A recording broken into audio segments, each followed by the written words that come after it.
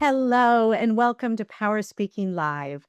I'm Carrie Beckstrom, your host of this monthly series and the CEO of Power Speaking Incorporated. Today, we're going to be talking about the language of trust. Trust, I fear, is becoming more elusive in today's environment. Yet, it's vital. It's the underpinning to successful relationships, to teams, and to organizations. Think about it. On the one hand, it's never been easier to communicate with the plethora of channels and platforms at our disposal. Yet, it's becoming more and more difficult to be believed. Amid the noise, the alternative facts, the sophisticated scams, the rise of AI-generated content, people aren't just questioning what they hear, they're questioning who they can trust. And this doesn't stop at the workplace. It influences how we lead, how we collaborate, how we make decisions. So the question becomes, in today's environment, how do we communicate in a way that actually builds trust consistently and intentionally? That is at the heart of what we will be discussing today. And joining us for this critical conversation are two expert panelists. We are treated with this dynamic duo, Michelle and Dennis Reina. Michelle and Dennis have spent over 3 decades helping organizations transform their cultures through the power of trust. They work with leaders, teams, and enterprises to identify and overcome hidden trust barriers that undermine collaboration, performance, and growth. By blending evidence-based research with practical tools, they help organizations make trust a measurable strategic asset. They are also the authors of this recently released book, The Art of Trust Building. I have read it. It's an invaluable tool. And I have to put a plug. Not only is it packed with really, really actionable advice, insights, and concrete examples, it includes a very, very rich assessment that you can take to assess your own ability in the language of trust or building trust and identifying ways in which to grow and build on that, because it truly is an ongoing process. So thank you so much, the both of you, for joining us.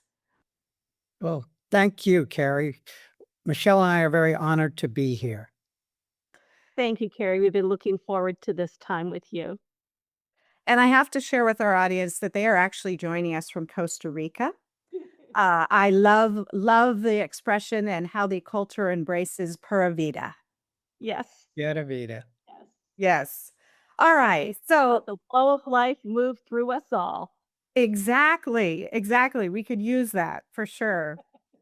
So I mentioned at the outset that you have decades of experience of studying trust within organizations. When it comes to communication specifically, what do leaders commonly misunderstand with relation to how trust is built or eroded? Well, Carrie. Oops, excuse me, Dennis. My apologies. We just got excited, Carrie, so we both jumped at the same time. That's what happens when you get excited to communicate.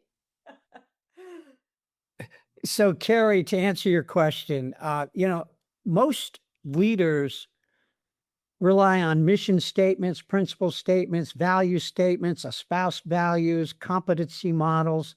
The truth of the matter is, trust is either built or broken by how we show up and behave. It's those small daily interactions, those small communications of how we literally show up and behave, and particularly through the way we communicate, the way we act, the way we do what we say we're going to do.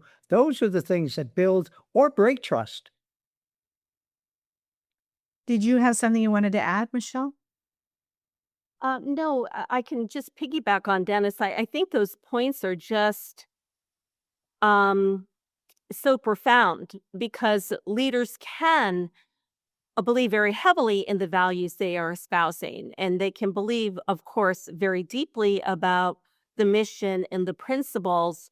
And that can be very inspiring for people to hear. And often people are drawn to join an organization because of what they believe that organization stands for. And as Dennis mentioned, it's easy at times to lose sight of how important it is to back that up behaviorally. And when people are beginning to experience a mixed message where there are values that may be posted everywhere, and trust often is held as a value. It's on some organizations' taglines, Carrie. I mean, it's just so prevalent. And because trust is something everybody wants, it's alluring. But as Dennis said, it's really only manifested in our lives and our relationships through the way we behave. What we espouse is a starting point, but what brings that connection with others is actually our behavior. Yeah. Yeah, that reminds me of, one of the many quotes in your book. I just really resonates. Intentional communication isn't just a skill. It's a conscious choice to let your words reflect your values. And as you're both saying, it's so critical that those two things are congruent, that the values and your behaviors and your word choices, what you do or don't say, all is very cohesive and complementary. In your book, Dennis? I was just going to add, and is the leader or even any one of us, because the truth of the matter is trust building is everyone's responsibility. It's not just the leaders. Thank Is you. and that's a critical piece here that we make the distinction in our book is that, trust begins with me. Trust begins with you. Trust begins with each and every one of us. And how are we not only bringing our minds, but our hearts into the conversations? And not only what are we saying, but how are we saying it? And what's our intent in how are we saying it and why we're saying it? Is it to help the people learn and grow and develop? Or is it just to make corrections or, admonish them? hmm Thank you so much for pointing that out, Dennis. And I want to stress for our audience everything we're discussing here isn't just reserved for leaders, it's applicable to everyone. So, on that note, in your book on the subject of communication, you talk about six distinct behaviors that, of course, are all interrelated that are essential to communicating with trust or the trust of communication, as you call it. So, I'd like to delve into each of these individually to make them real for our audience. And on that note, those of you listening in, if you have any questions or insights of your own that you'd like to share, I encourage you to join the conversation in chat.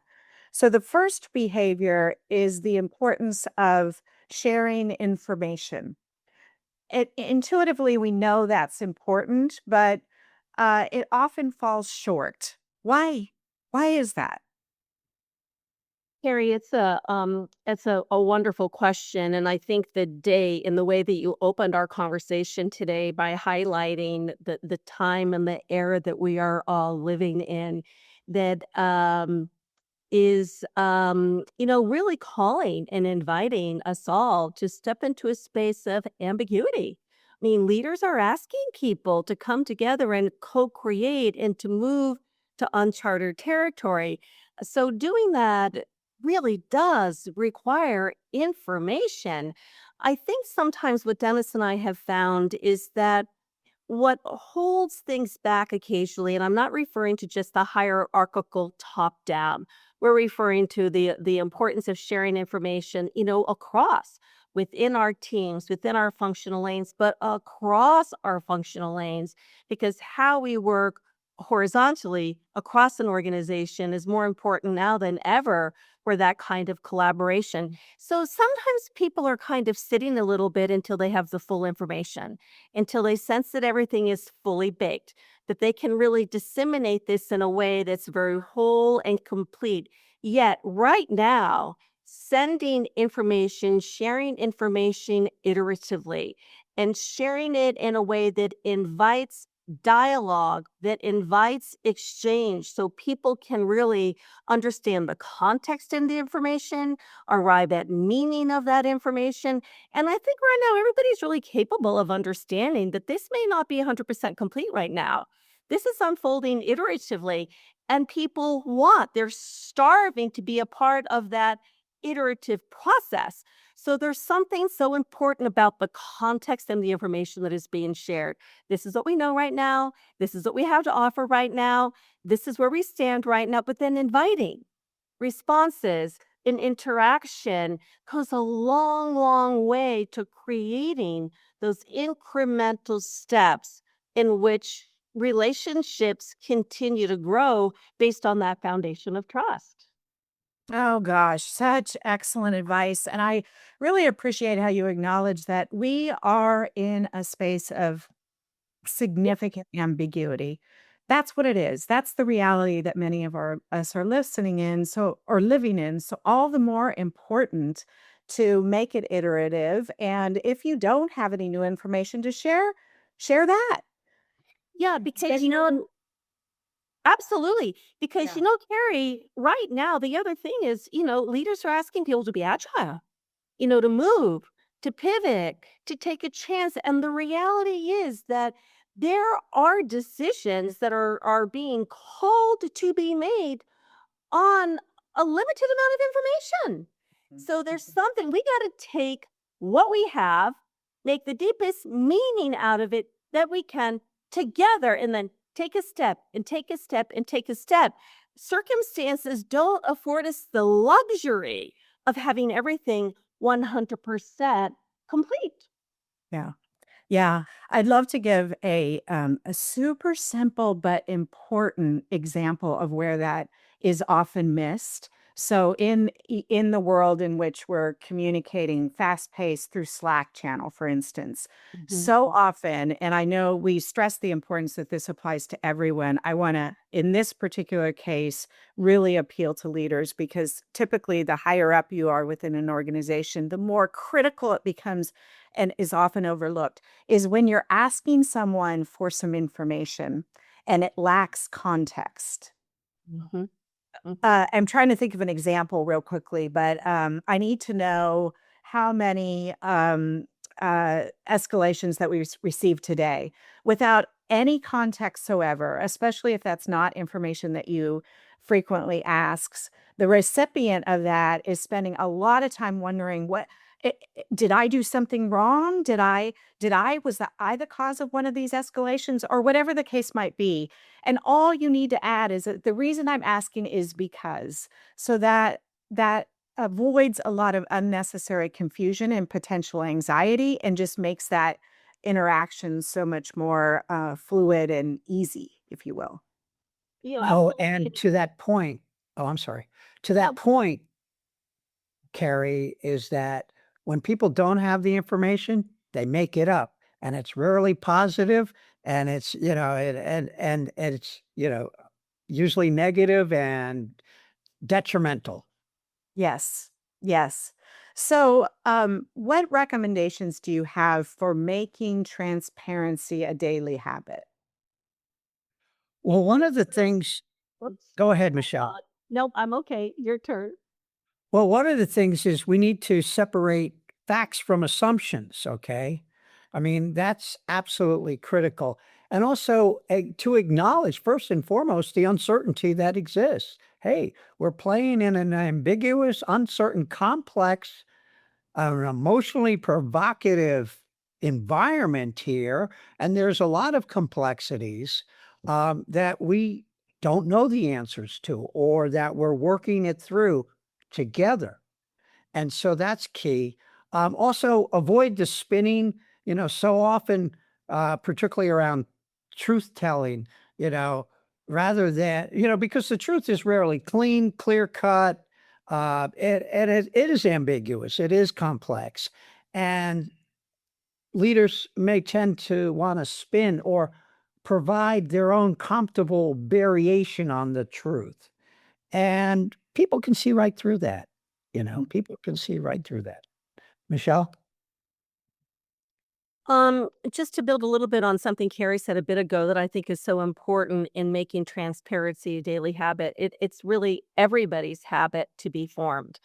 In these times when there is ambiguity, there's a little bit of a tendency for people to kind of back a little bit until clarity and information is being provided from their leaders. And that can create a bit of a wait and see kind of mentality. Yet it is so important that everybody be heavily engaged in sharing information, even small little snippets. What that will do is support people to gain collective confidence to be able to take a move. It backs up that whole premise that we can take a step. We don't need to wait and see. We don't need to have absolute everything in place. We can take a risk. We can experiment. We can move. So those daily reinforcements and people inviting one another to share information, creating a little bit of a room to just provide updates and status, anything that might be at play. When it's everyone's intention to give this attention, actually things can become a little bit more fluid and the collective portrait becomes a more robust set of information.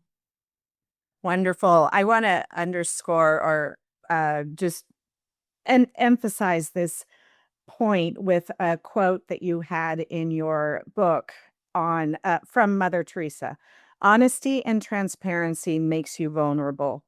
Be honest and transparent anyway. Beautiful quote. Exactly. So Exactly. that And that really points out to the fact that leaders wrestle with their own vulnerability in sharing information, as well as the concern for how people will respond or react to the information that they're sharing. Because there's not a lot of good information that we can share these days. It's just like wading through the swamp. And so both leaders' vulnerability and how people will respond, I think that comes into the equation. Yeah, absolutely. So share information is the first habit. The second is the importance of telling the truth. Sounds simple, but in practice, it's often where leaders struggle most. Why is that? Well, as I mentioned before, you know, the truth is rarely clean cut or clear. It's very loaded with ambiguity and complexities and competing priorities, et cetera, et cetera. And leaders may be very concerned about how their people will respond and their own vulnerability in sharing that information.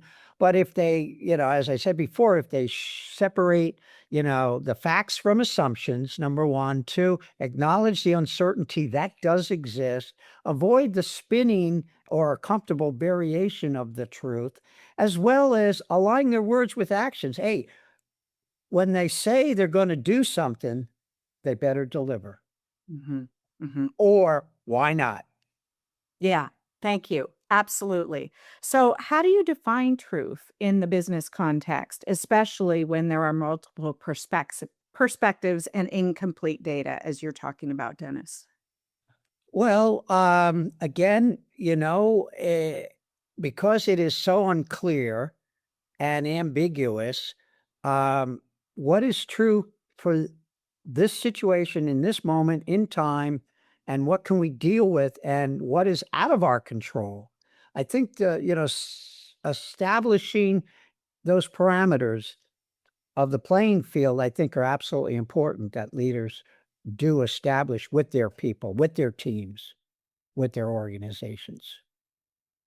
All right. And building on that, talking about really actionable advice, what's your best advice for mastering the art of truth telling? And can you share an example where telling the truth, though maybe very difficult, was very beneficial in the long run? Well, I had shared already on the key premises on separating facts from assumptions, acknowledging uncertainty, avoiding spin, making sure actions align with, or I should say, their words align with their actions. Um, Michelle, would you share an example that you shared with me? And prior There to is this one that conversation? comes to my mind, Carrie, that I think would most likely resonate with many of the people who are listening. So an organization that we've been working with for quite some time was on the cusp of going through some significant change and transition as a result of a round of acquisitions. So the acquisitions were, public knowledge. It was knowledgeable throughout the organization, and it was information that the whole marketplace knew.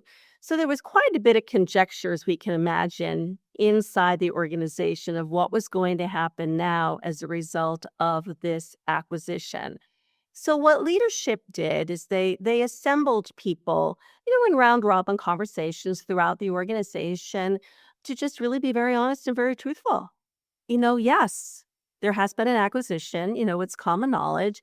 This is what the acquisition was about. This is what it's going to be poised to enable us to do and how it's positioned us for growth.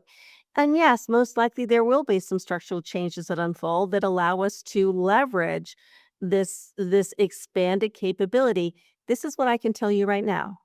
This is what we know. This is what I'm able to share. This is the truth of my assessment of what this can do for us as an organization. This is the truth about how you will be kept apprised, how the information will be shared when I anticipate this information to be shared. So, in this little story, we're noticing that sharing information and telling the truth go hand in hand. They work in a very interrelated way. But there's something else in this story, in this example, Carrie, that I think is so important in terms of a habit. And that's that telling the truth is not transactional. It's not one way. It's opening the door again for dialogue. Trust is reciprocal. It's built incrementally through exchange because when we tell the truth, we're extending trust. I am extending my trust in you that you'll be respectful of my truth or you'll ask questions about my truth. So when there is that honesty of sharing and the door is open for there to be a response or some engagement or some questions or some dialogue, what this means for me, wow, it goes a long, long way because people have that invitation to tell their truth about how they're receiving what they are receiving. Oh, yeah.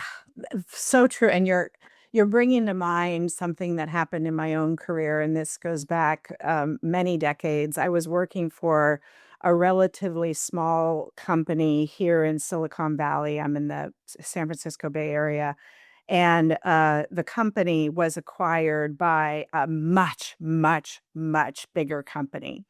And, I was part of the executive team of the company that was being acquired, and, the suits came from headquarters to address us all, and, the one of the lead, executives looked at us around the table and he said,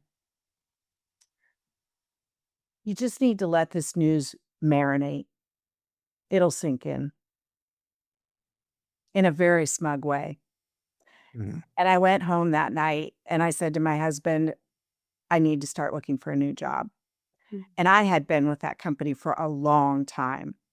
yeah. The next day, I came back to work, and fortunately, a different executive came. He was the executive who was appointed to manage the transition of our company into the much bigger company. And he sat down and he said, "I understand that where you stand on an issue depends on where you sit. Mm, And I recognize that this is a big change and it's going to be difficult. And the reality is, there will be some redundancies. There will be some jobs that will be impacted. However, we're going to make these decisions very thoughtfully and together because you know best. You know best the people and this organization. And you have my commitment that this will be a collaborative effort that we will go through very carefully and thoughtfully. And I stayed with that company another 17 years. You know Because what? he felt from the heart and the soul, he spoke to you. And I also appreciated that he didn't sugarcoat it. He said right out of the gate, I mean, that's the reality. There will be some redundancies. However, you will be part of the decision-making process. And sometimes, the simple truth that a leader can articulate is a very common phrase, but when spoken from the heart, when a leader says, "I just don't know right now. I don't have anything more to share right now," because sometimes they really don't. They don't. But, there's the difference between, and I love that story and example that you just shared, Carrie, because sometimes I think what happens is people um, can get caught up in sharing a variation of the truth that they think others want to hear, or share a variation of the truth that they think other people can handle, which has a little bit of a judgment to it and is quite limiting. Yet, when in your story, what caught my attention the most about the story is in the truth that was being told, it was mutually serving. It was something that reflected the highest best interest of everybody. We're going to go there together. We're going to find our way together because at the end of the day, that's really what everybody wants. Not so much a guarantee of an outcome, but to know that we're going to be involved. We're going to have an opportunity to participate. There's going to be this open dialogue because, holy cow, there's a lot of courage reflected in that, and the compassion that comes with an open heart and an extension of that trust and faith in what we all can journey through together. Absolutely. And we have a comment from one of our audience members. Ralph is saying, Michelle's comment about acquisitions reminded me about my role as a team leader during a crisis many years ago. Communication that no news from above have been received is very important, even though it doesn't feel like it, as it avoids rumors that develop in a vacuum if leaders are just silent. Absolutely, absolutely. And I think, Dennis, you mentioned this earlier. In the absence of information, we will make it up. And it often is one of the worst case scenarios. So thank you, Ralph, for sharing that. So share information, tell the truth. Next habit is admit mistakes. And I must say, this unfortunately is not being modeled for us in the current administration. I just have to say it. And it's causing a lot of leaders to follow suit, which from my perspective is absolutely maddening and unacceptable. So you have an opportunity, not just as a leader, but as a professional within an organization or an individual in your own life to own up to your mistakes. So many leaders avoid this not only because it's not being modeled, but because they are concerned that admitting mistakes will undermine their credibility. What does your research say about that? Our research finds that when a mistake is admitted through ownership, not beating oneself up, but through ownership that is rooted in the commitment to learn and grow and really gain something that can potentially be game changing through a mistake. As I say this, there's an example that's coming to my mind of a story that I had the opportunity to have some exposure to with an organization that we were working with. And this is a very, very large commercial construction company nationwide. And the story is of a senior leader that was walking down the hall with one of her team members, and they were getting ready to get on the elevator to go to the second floor. And on the second floor was the executive conference room, and they were to go in, and they were there that morning to present to the executive committee the status on a major, big, big build, a commercial complex build. Well, as you can imagine, the preparation for this meeting had been unfolding over, the last couple of weeks. And the senior leader, she invited a team member to join her and have a lead role in the presentation to the executive committee. Okay, so long story short, they're walking down the hallway, and the team member says to the leader, I don't know how to tell you this, but we just discovered minutes ago an error in some of the calculations. And this portion of the financial status report is off. Now, it wasn't off a little bitty, Carrie. It was off a lot. and, and they're getting ready to get on the elevator to go to the second floor. Okay. So they did a quick, talk, a quick adjustment, got on the elevator, went into, the conference room. And when the time came, they prepared to step into the presentation. What the senior leader did was first set context before turning the presentation over to the team member and looked at the executive committee and said, we're excited to be here with you today, but we're also in a very precarious position. My team has been working diligently for the last couple of weeks, and it has just come to our attention that there is an error in some of the calculations that impact the financial status we're going to be preparing to you today. And set a little bit more context. It's just unfolded. We haven't had an opportunity to do a deep dive, but I want to be fully transparent with you and let you know that this mistake has occurred, and went on to talk about, what actions they're going to take.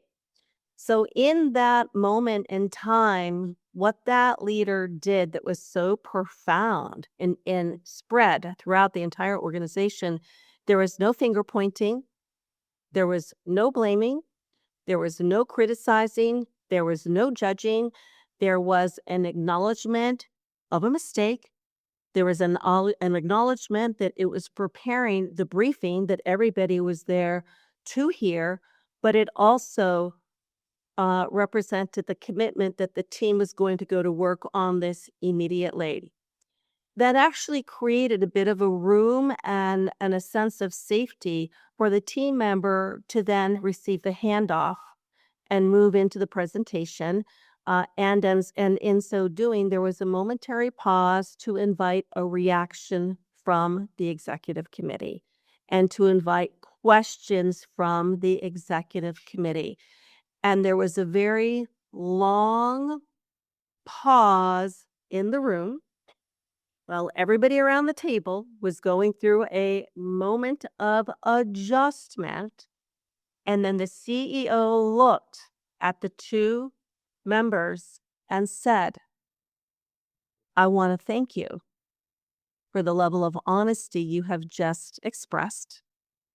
And let's go ahead and move forward. And, as we come to closure today, we'll map out what those next steps are. And we're going to ask you to let us know how much time you need to look into the matter and identify a resolution. Oh, such a great example and so real. Yeah. It's not Oh, necessarily God. yeah. Can you The imagine? way it was handled isn't always modeled that way, but the reality of mistakes coming up sometimes at the most unfortuitous time is just the reality of life and business. You're bringing to mind another quote I love from your book. Mistakes are not the end of the story. They're often the beginning of something better. Yep. Love that. Love that. And we have a question that's come in from one of our audience members, David Binder. I love the trust equation. Trust equals credibility plus reliability plus intimacy. Really getting to know someone, divided by self orientation.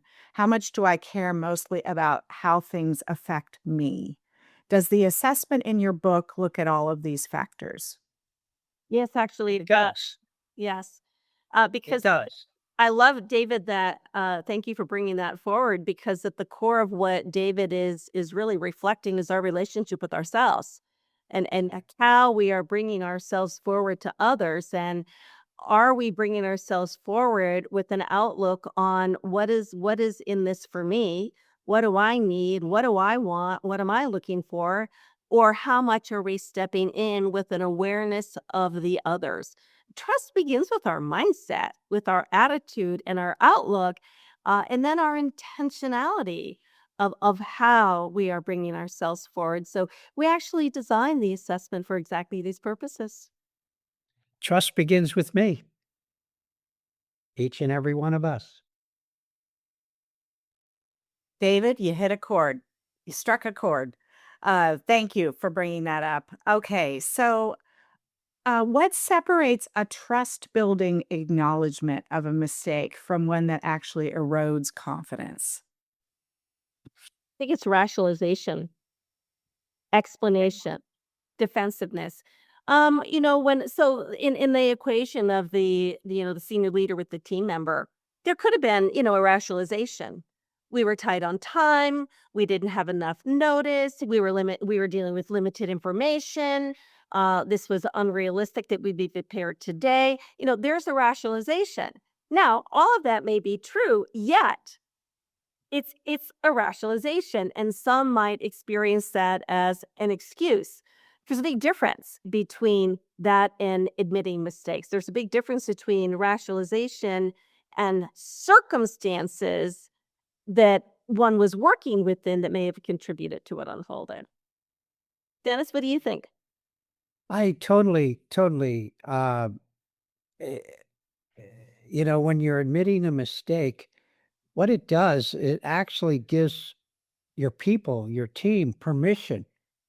It not only when you model the behavior that you want to see in your people, it gives them permission to admit their own mistakes. And often those are most critical at that key point in time when it comes down to the bottom line, etc. You want to know, just like in the story Michelle shared, you want to know the truth and what you're up against and what it's going to cost and all those factors and parameters in putting this process together and in order to achieve the results you wanted to achieve. Yeah. Yeah. So, in other words, state the mistake openly and honestly and avoid the tendency to rationalize or make excuses for it. And then, of course, follow up with what you're going to do about it. Yeah. That, And Exactly. yeah. and what you're learning, what you're learning, about ourselves. And sometimes it takes a little bit of time. We sometimes when a mistake is unfold, we do need to take a minute and give ourselves some room and permission to, reflect, to go through a period of introspection. Because I know for me, when I've made mistakes and I've made my fair share of mistakes, I always want to be able to take a little bit of time to help myself become more aware of what was going on for me. What might I have missed? What might I have misunderstood? What might I not have seen? Or where did I allow myself to be up against a wall? What requests for support did I not ask for that I really needed? There are all those really important reflective questions we can ask ourselves, not to beat ourselves up because there's no gain to that, but to purely learn and grow because we can learn about ourselves, we can learn about the other person, we can learn about our discernment, our judgment. There's a variety of things that we can learn about when we give ourselves the room, the space, and the permission to do our inner work and to engage with others. Carrie, that's when it gives birth to something greater than anything we could have imagined. That's what propels us forward. When we rationalize or make excuses, we actually hold ourselves back and we run the risk of repeating the same mistake again. Yeah. Yeah. Such an important point. So I'd like it to not transition, but talk about something that so many of us face in leadership of corporations that I think could be very, very helpful. Is there a simple structure or language you recommend when owning a mistake publicly?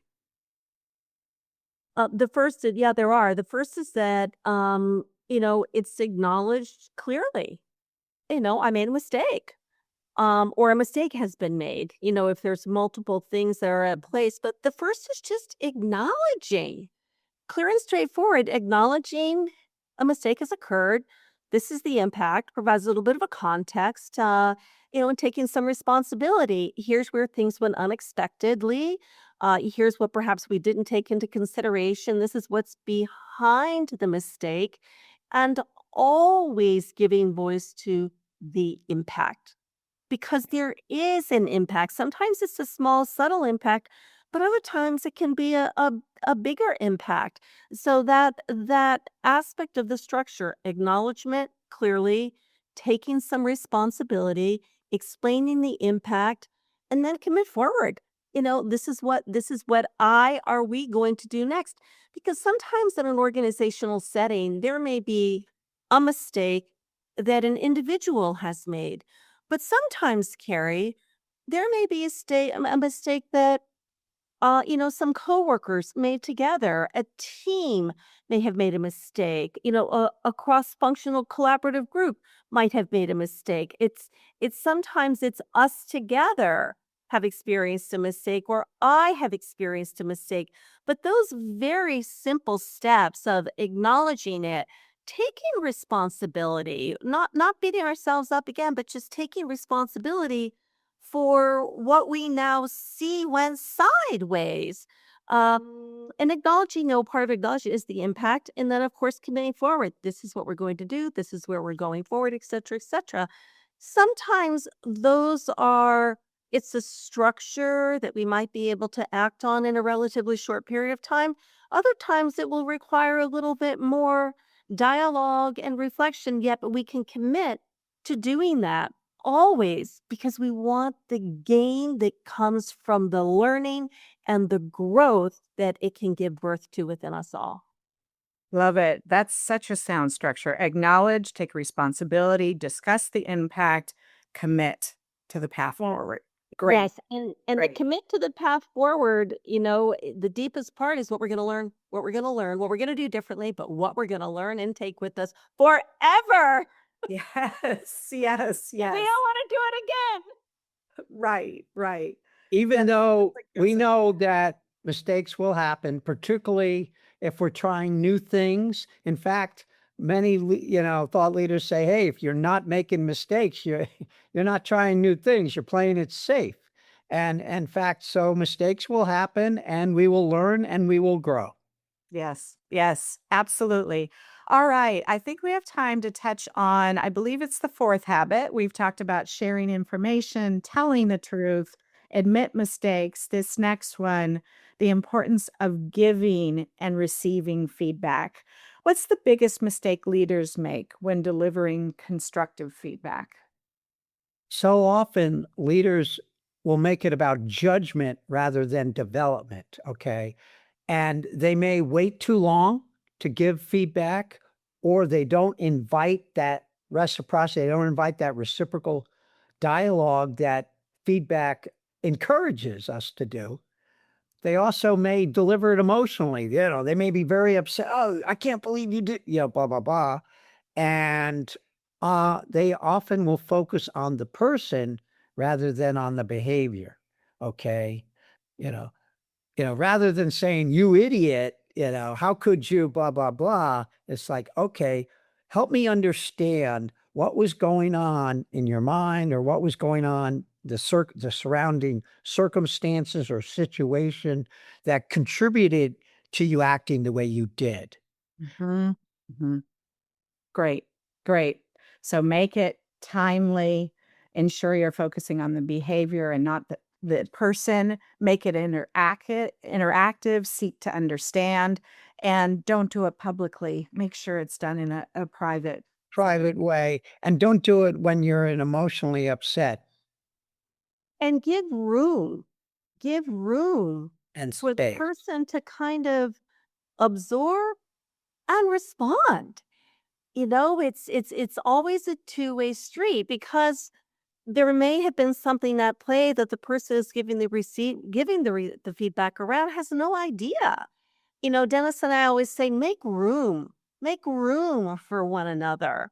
A one-way street is not what builds trust. It's that two-way, reciprocal exchange. So feedback, even when it's given with elegance and compassion and delivered, in a very beautiful way, always is best served when the individual receiving it is served with a little bit of a pause and an invitation to respond and engage and share a little bit about what they just heard and what resonates and what else might be going on. And that opens the door for the two parties to work through it together and create some, pretty cool solutions. Great. Great. Let's talk about receiving feedback. We were just discussing best practices for giving it. For some leaders, receiving feedback is even more difficult. What behaviors in a leader signal that they are truly open to feedback? Well, again, coming from a place of understanding versus judgment, okay, and inviting it regularly, not just during the annual performance review perspective, and listening without interrupting or defending oneself, okay, and acting on the feedback visibly, like as Michelle had mentioned earlier, committing to, okay, what I learned, what happened, what was the impact, and what am I going to do differently moving forward? Or what have I learned from this process? And what am I going to do differently moving forward? Okay. Excellent. Excellent. Carrie, may I share a story? Do we have time Yes, to you do. Yeah. Okay. So back in the day, when I was in graduate school, I had the remarkable opportunity to be mentored by one of the pioneering experts in the field of feedback. He's no longer with us, but his name is Dr. Charles Seashore. And Dr. Charlie Seashore is one of the pioneers in the work that unfolds today around teamwork. But Charlie gave me a tremendous insight that has influenced a good bit of the work that we do today and shaped the way I've come to understand feedback. And that is so often when we are receiving feedback, we are learning an enormous amount about the person who's actually giving it to us. We're learning about ourselves, but we are learning volumes about the individual that's providing it to us. We can learn more about what they need. We can learn more about what's important to them. We can gain some insight into their expectations. We can discover what some of their struggles are. When we receive that feedback, it opens deeper levels of connection. So Dennis and I often encourage leaders to actually ask for it, as Dennis had articulated, because when leaders ask for it, it signals how important it is to them. It makes it safer, a little bit easier for people to actually give it when it's being invited. And holy cow, the gift it can bring to leaders, both in terms of their own growth, but the eyes that it can open in better understanding other people is extraordinary. So that was a gift I learned many, many years ago during my doctoral studies that has just been extraordinarily valuable to me, to our own organization. And I appreciate imparting that on others because it really makes a huge difference. Yeah, you're causing me to reflect on feedback I've received from many people on my team, and that is so true. It serves not only to identify ways in which you can grow and improve yourself, but it just strengthens the relationship with that individual on such a deeper level, which has obvious benefits. Yeah, thank you. Just building on this with one last point, can you share some specific ways in which leaders can cultivate an environment where giving and receiving feedback is just a way in which they operate versus it feeling like a really uncomfortable kind of high stakes transaction? Absolutely. Well, first of all, normalize it in everyday conversations versus the big event or where the stakes are high.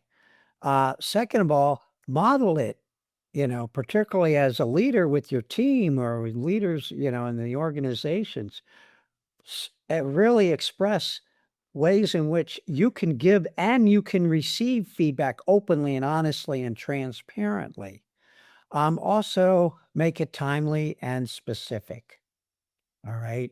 You don't want to do it 10 months after the event, but do it in the immediate or near future. And then also, because you make it frequent, an everyday occurrence or, a weekly occurrence, that lowers the stakes. So it isn't the big deal. It's like, okay, so this is all part of the learning process. Mm. Because as leaders, we want to be developers of people rather than, reprimanders of, making corrections. Wonderful. Denny, Wonderful. there's one. Oh, I'm sorry. I was going to add on one quick thing that Dennis said that we have found makes an enormous difference, and that's building in the word thank you. Mm. Always an expression of gratitude for what the feedback shed light on, what it enabled it and supported it. That little piece is deeply felt and will inspire feedback to be given and received and asked for with a higher degree of frequency. Thank you. Thank Because you. feedback should be about guidance and direction, not judgment and criticism. Absolutely. Absolutely. In fact, I often preface one asking, are you open to sharing some feedback right now? Preface it by saying, I'm giving this in the spirit because I believe in you and I want to help you grow and elevate your impact even further. Yep. Yeah. There's sound intentionality right there. Yeah, It feels absolutely. Absolutely. So we've hit on, I believe, four of the habits: sharing information, telling the truth, admitting mistakes, and giving and receiving feedback. We're going to hold on the second two because this topic is so critically important. And as I said, in today's environment, unfortunately, becoming more elusive. And we're going to continue this conversation for our next live in May. So, what I'd like to do is close with, if someone listening today wants to strengthen trust quickly, where should they start? There's 2 places. One is they can begin with themselves, taking a little bit of a momentary pause and consider, the people in their life. Everything we've been discussing, we've had a focus today in the workplace, but I'll tell you, it applies to every facet of our life. Dennis and I can't emphasize enough, and your story is a beautiful, segue to our closure for today, Carrie, in representing the importance of what happens when we are really clear in our intentions.